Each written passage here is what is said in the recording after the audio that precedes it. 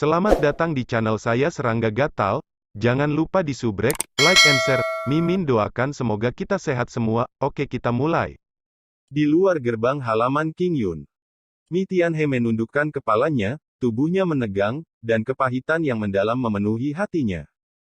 Sebagai tetua ketiga dari alam fase spiritual Tianxing Jianzai, bagaimana dia bisa berpikir bahwa dia harus datang ke pintu hari ini untuk mengaku bersalah karena apa yang dia katakan 10 hari yang lalu. Tapi dia tidak berani tidak datang. 10 hari yang lalu, dia berani mengandalkan identitasnya dan tidak menempatkan Suyi di matanya. Tapi hari ini, dengan berakhirnya pertempuran yang menghancurkan dunia di depan gerbang kota, bahkan jika dia memberinya keberanian, dia tidak lagi berani untuk tidak mengingat kata-kata Suyi. Jika saya tahu ini sebelumnya, saya seharusnya tidak mengatakan terlalu banyak. Mi Tianhe menyesal diam-diam. Dia tahu betul bahwa jika dia tidak mengambil inisiatif untuk mengaku bersalah hari ini, dengan temperamen dan kekuatan Suyi, dia akan benar-benar berani menginjakkan kaki di wilayah Tianxing Jianzai dan memulai pembunuhan besar-besaran. Pada saat ini, suara acuh tak acuh Suyi terdengar di halaman. Ulangi kata-katamu. Mi Tianhe gemetar, dan wajahnya tidak yakin. Rasa penghinaan yang tak terlukiskan melonjak di dalam. Pembunuhan hanyalah sebuah poin. Saya datang untuk mengaku bersalah, tetapi tampaknya Suyi masih tidak berniat untuk mundur. Untuk sesaat, Mi Tianhe tidak ingin melakukan apa-apa dan pergi. Namun pada akhirnya, dia menahan diri. Xing Jianzai. Harga seperti itu terlalu besar.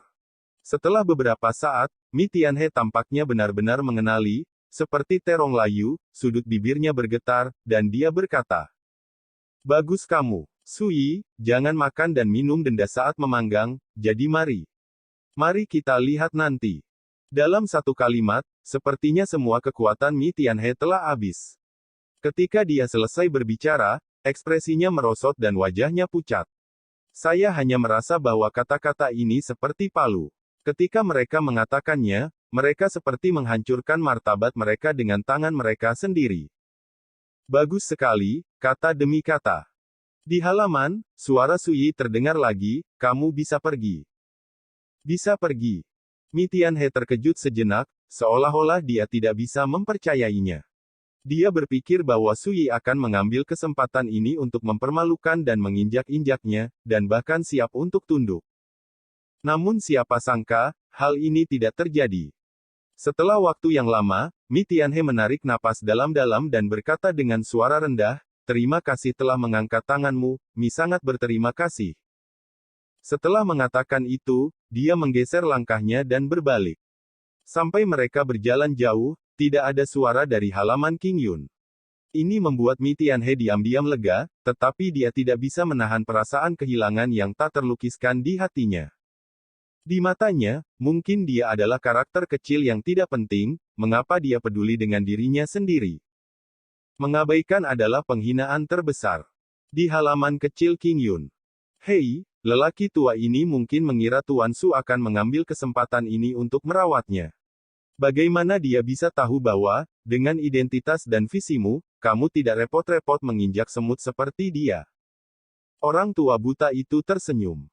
Suyi berbaring di kursi rotan, berjemur di bawah sinar matahari musim semi, menyipitkan mata, dan berkata pada dirinya sendiri, dari dahulu kala hingga sekarang, mereka yang dapat membungkuk dan meregang terkadang memiliki umur yang lebih panjang daripada yang lain.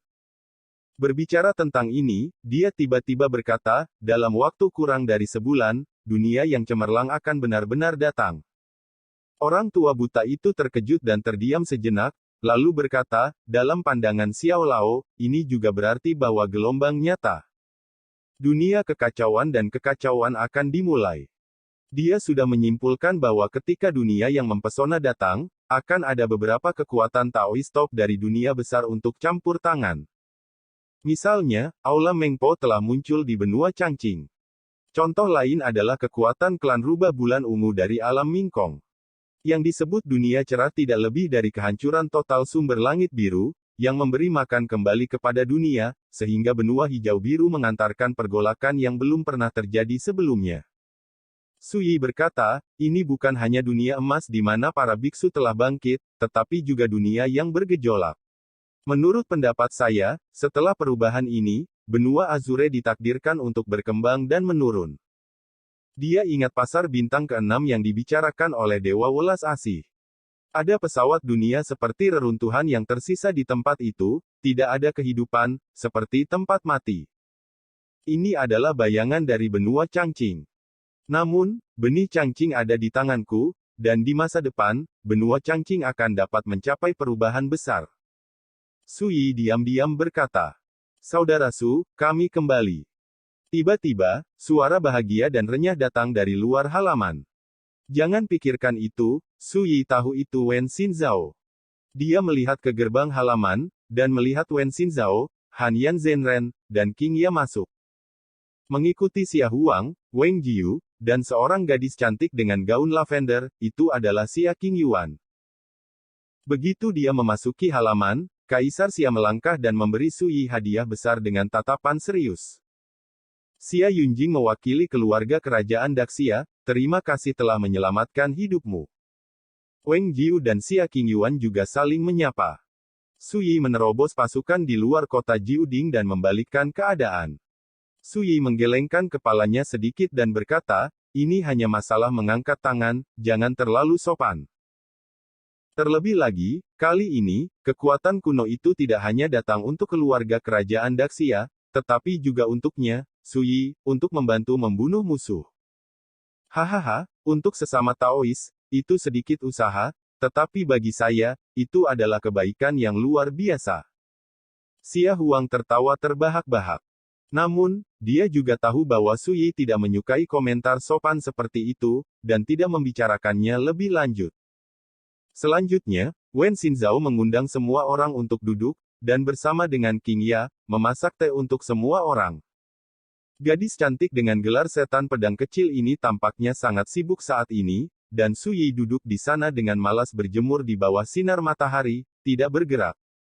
Melihat pemandangan seperti itu, semua orang tidak merasa tidak pantas, tetapi merasa sangat alami. Tidak mungkin, sebagai kenalan Sui, mereka sudah lama terbiasa dengan kebiasaan dan temperamen Sui. Demikian pula, Wen Xinzhao juga menyadari hal ini, dan pada saat ini, dia mengambil inisiatif untuk mengambil peran menjamu tamu, seperti nyonya rumah di halaman Qingyun ini. Rekan Taois, saya berani menyimpulkan bahwa setelah kekalahan 5 raksasa kuno kali ini, mereka tidak akan berani membuat masalah lagi dalam waktu singkat. Xia Huang duduk di sisi Sui dan merenung, juga, mereka mungkin akan memilih untuk bertahan, tidak aktif untuk sementara waktu, dan menunggu dunia yang cemerlang itu datang. Sui bersenandung tanpa sadar, dia tidak tertarik pada hal-hal seperti itu. Gadis Qingyuan, aku memberi tahu ibumu bahwa jika kamu tidak ingin pergi, tidak ada yang bisa membawamu pergi. Sui melihat. Di Xia Qingyuan di kejauhan, sejak gadis itu memasuki halaman, dia tampak seperti tidak menahan diri dan diam. Xia Qingyuan terbangun seperti mimpi, menstabilkan pikirannya, dan kemudian berkata, Saudara Su, jika saya bersedia pergi dengan ibu saya, maukah Anda menghentikannya? Begitu kata-kata ini keluar, suasana tiba-tiba menjadi membosankan. Seolah disambar petir, Kaisar Xia tiba-tiba berdiri dan berkata dengan tidak percaya, gadis, apakah kamu meninggalkanku? Tuan yang pernah mendominasi musim panas besar memiliki kesalahan langka saat ini. Wang Jiu juga cemas dan berkata, Tuan kecil, sejak kamu lahir, ibumu meninggalkanmu dan ayahmu dengan kejam, dan pergi tanpa sepatah kata pun, antara kamu dan dia, tapi tidak ada emosi sama sekali. Dan jika kamu pergi dengan ibumu, ayahmu, bagaimana seharusnya dia? Sebelum selesai berbicara, Xia Huang melambaikan tangannya dan berkata, jangan banyak bicara. Dia menarik napas dalam-dalam, menatap Xia Qingyuan, dan berkata dengan ekspresi rumit, gadis, jika kamu benar-benar ingin pergi, aku tidak akan menghentikannya, tapi bisakah kamu membiarkan aku pergi sebagai ayah alasannya? Reaksi Xia Qingyuan saat ini membuatnya lengah. Dia tidak menyangka bahwa ketika menghadapi Sui, Xia Qingyuan akan mengucapkan kata-kata ini. Dari awal hingga akhir, Sui menatap Xia Qingyuan dengan tenang. Gadis itu menundukkan kepalanya, seolah-olah dia tidak berani menghadapinya, dan berkata, "Ayah, tidak peduli apa, dia adalah ibu kandungku, bagaimanapun juga, aku telah memikirkan orang seperti apa dia sejak aku masih kecil. Mengapa kamu meninggalkan aku dan ayahku dan pergi? Mengapa kamu tidak kembali selama bertahun-tahun?" Dia mengepalkan tangannya dengan erat dan berkata dengan tegas, "Aku ingin tahu jawaban ini." Xia Huang tercengang, ekspresinya tidak pasti, dan dia jelas sangat terpukul. "Aku bisa memberi tahumu jawaban yang kamu inginkan." Pada saat ini, Su Yi bangkit dari kursi rotan dan langsung menuju Xia Qingyuan. "Jangan panik, aku di sini untuk membantumu." Su Yi tiba-tiba menembak, dan mengeluarkan jepit rambut perak tipis dari rambut hitam legam gadis itu. Jepit rambut perak hanya sepanjang 3 inci, dan diukir dengan tekstur misterius yang melengkung seperti cacing tanah. "Berikan padaku." Su Yi menekan bahunya dengan satu tangan, dan gadis itu segera dipenjara dan tidak bisa bergerak. Pada saat yang sama, telapak tangan Su Yi mengerahkan kekuatan, dan jepit rambut perak itu hancur berkeping-keping, berubah menjadi puing-puing seputih salju. Semua orang tidak bisa membantu tetapi tercengang, dikejutkan oleh pemandangan di depan mereka, tidak diketahui mengapa. Xia Huang berkata dengan terkejut, "Rekan Taoisu, ini sebuah Horcrux, khusus digunakan untuk membingungkan pikiran." Su Yi berkata dengan santai, "Sebelumnya, Nona Qingyuan jelas dipengaruhi oleh pikirannya, dan dia mengatakan beberapa kata yang tidak normal." Berbicara, dia menyerahkan Xia Qingyuan yang tidak sadar kepada Wen Xinzhao. "Dia baik-baik saja, dia akan bangun setelah tidur siang." Xia Huang tampaknya telah memahaminya, dan berkata dengan wajah penuh kemarahan, "Pu Surong, pelacur ini, sangat marah sehingga dia menggunakan teknik rahasia pada putrinya."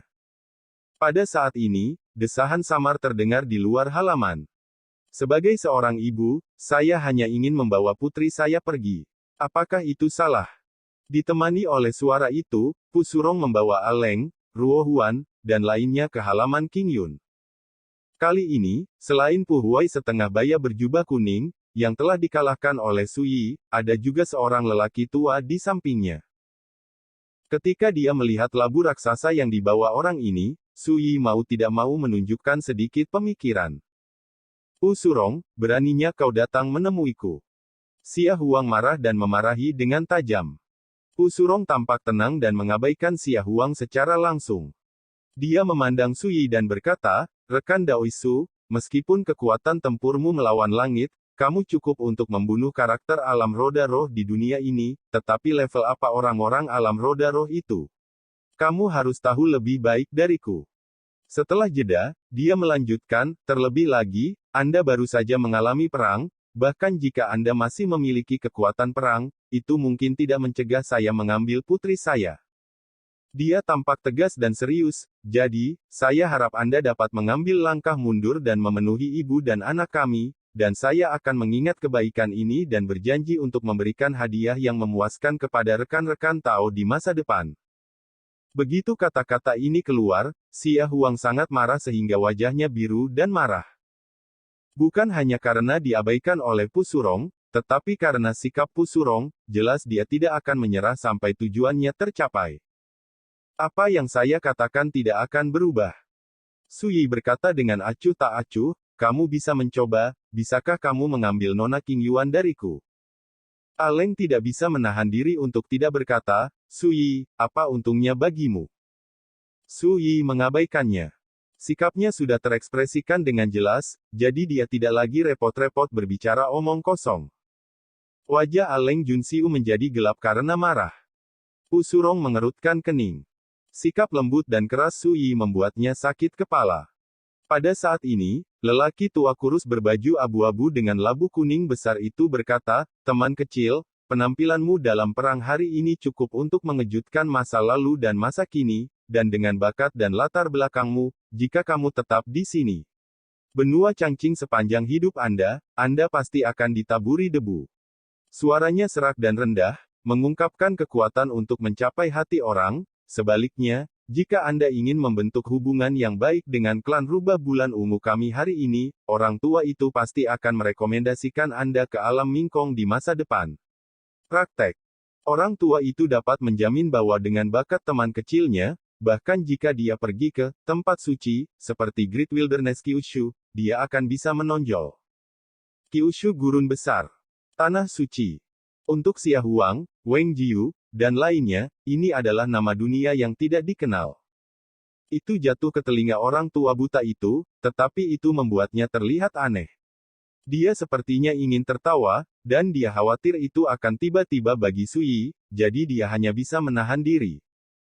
Pada saat ini, Sui tampaknya akhirnya terangsang oleh sedikit minat, dan berkata, bisakah Anda memberitahu saya bagaimana Anda datang ke benua Changqing dari alam Mingkong? Pusurong dan yang lainnya disegarkan, dan Sui tampaknya dibujuk. Setelah sedikit pertimbangan, lelaki tua berpakaian abu-abu itu berkata, baiklah, selama teman kecil itu berjanji untuk memenuhi urusan hari ini, ketika saya pergi, saya tidak keberatan berteman dengan Anda. Sesama Taois pasti akan menemukan bahwa alam Mingkong jauh dari sebanding dengan benua Changqing ini. Dia ingin melanjutkan, tetapi Sui sudah menyela, saya bertanya bagaimana Anda sampai di sini, bukan untuk mendengarkan omong kosong Anda. Melihat ini, lelaki tua buta itu akhirnya menemukan kesempatan untuk berbicara, dan berkata dengan dingin, alam Mingkong tidak lebih dari satu dari 33 alam yang menjaga di luar gurun besar, dan klan rubah Qingqiu adalah yang terbaik, hanya salah satu kekuatan teratas di alam Mingkong. Teman saya menyarankan Anda untuk tidak terlalu memikirkan diri sendiri. Kata-kata Anda dapat menakuti orang lain, tetapi Anda tidak dapat menakuti Tuan Su dan saya. Suara itu penuh dengan penghinaan. Wajah orang tua abu-abu. Warnanya sedikit berubah, dan dia berkata dengan terkejut, temanku pernah ke alam Mingkong.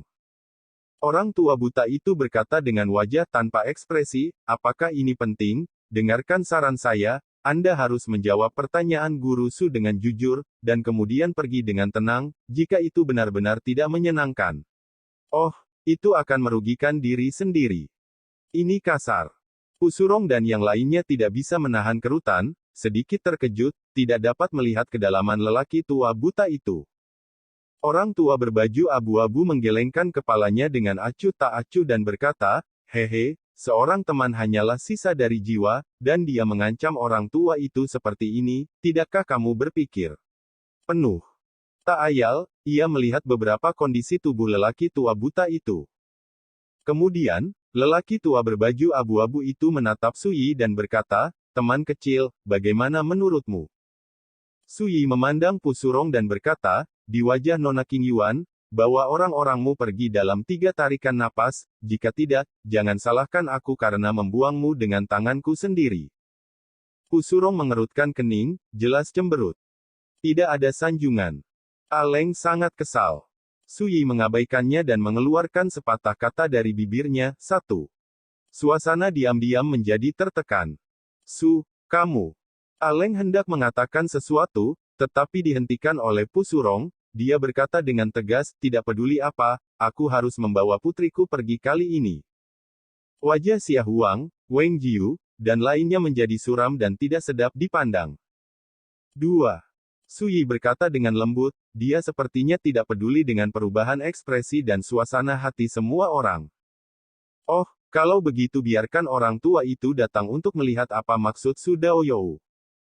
Pria tua berjubah abu-abu itu tertawa. Tapi senyum itu penuh dengan rasa dingin. Suara itu masih bergema, pinggang lelaki tua berjubah abu-abu itu tiba-tiba menjadi lurus, dan labu kulit kuning besar yang awalnya dibawa di punggungnya tiba-tiba melayang di udara. Kekuatan mengerikan yang tak terlihat menyebar di halaman Qingyun. Xia Huang dan yang lainnya semuanya berubah warna, sangat tirani. Orang tua berjubah abu-abu ini adalah alam roda roh. 3. Ketika kata itu dimuntahkan dari bibirnya, sosok Sui muncul dari udara tipis, tiba-tiba datang ke langit, dan kemudian dengan rendah hati berkata, datang dan bertarung. Dia tidak ingin menghancurkan halaman Qingyun karena tindakannya.